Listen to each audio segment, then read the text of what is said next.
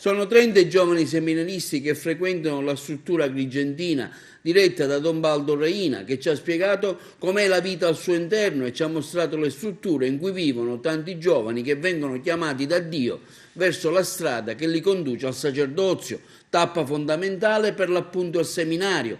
La scelta impone un lungo percorso di riflessione, preghiera e studio. Con quali prospettive si apre l'attività nel nuovo anno del seminario?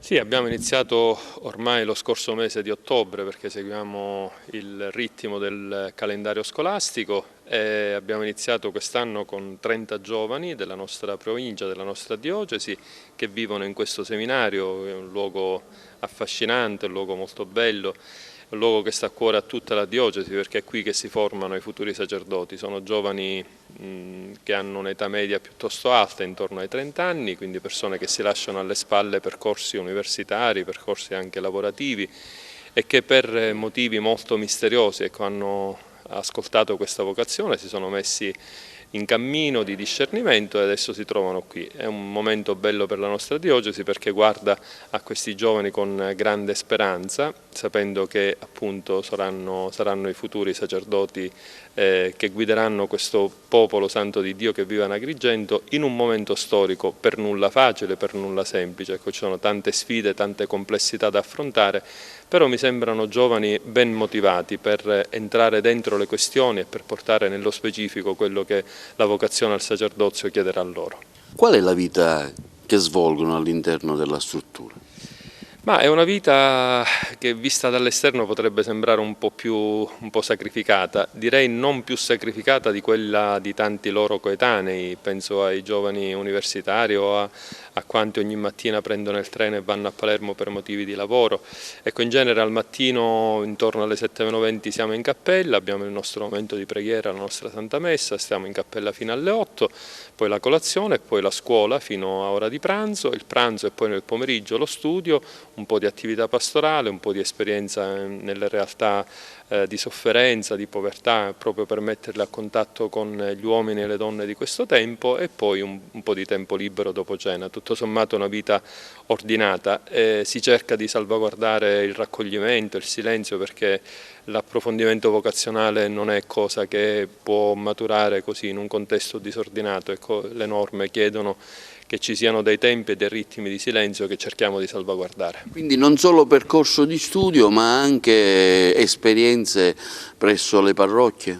Sì, si preparano a diventare sacerdoti del terzo millennio e quindi si devono misurare con tutte le realtà di questo tempo, non solo le parrocchie, ci sono alcuni che vanno in parrocchia, però abbiamo alcuni giovani che settimanalmente vanno in carcere, vanno all'ospedale, vanno in quartieri disagiati, vanno nelle periferie, quelle che Papa Francesco chiama le periferie esistenziali.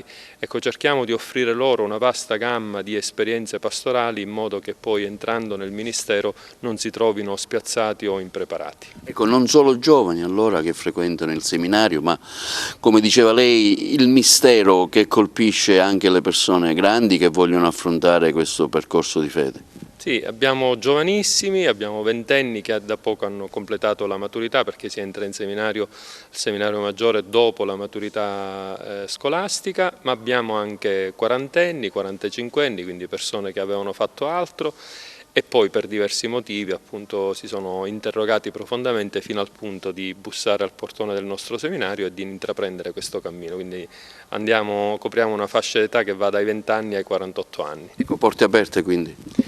Porte aperte con un necessario discernimento, con la verifica delle vere motivazioni, perché a volte si potrebbe confondere la conversione, cioè la scoperta del Signore, con la vocazione, sapendo che servirà molto tempo per capire cosa abbiamo davanti, oltre a chi abbiamo davanti, e poi con un lavoro molto marcato sull'aspetto umano, della formazione umana, prima ancora che quella spirituale e vocazionale.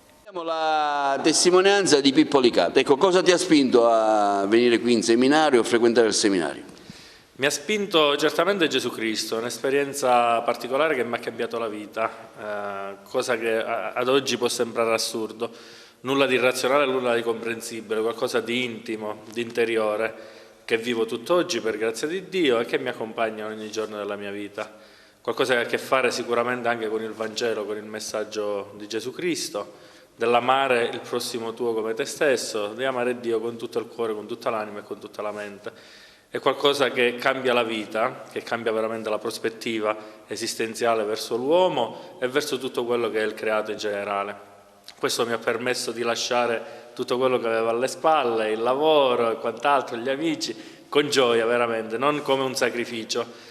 Questo è quello che a volte si intende rispetto al seminario, una vita sacrificata, una vita fatta con sforzi umani, invece una vita donata con gioia, una vita donata veramente con motivazioni che non provengono da te solamente, con sforzi che non provengono da te solamente, ma che provengono da Dio. È una vita di cui ricevi un dono e che vuoi donare agli altri.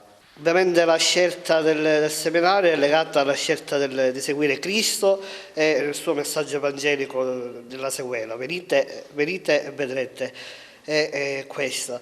Era ancora la chiamata del Messia, del Cristo, che è il Signore della vita, che mi pone ancora oggi, che chiama e pone a seguire, a fare una vita di sequela, e che mi ha convinto a lasciare tutto e seguire questa strada. Io sono un seminarista di quinto anno e vivo in questa comunità appunto da diverso tempo. Ho conosciuto diverse persone qui all'interno della comunità, tra i nuovi che sono entrati da poco e quelli che sono già usciti e sono diventati sacerdoti. Riguardo al seminario posso dire che per me è una vera e propria famiglia. Al di là del discorso del cammino verso il sacerdozio, il Signore mi ha regalato davvero dei fratelli.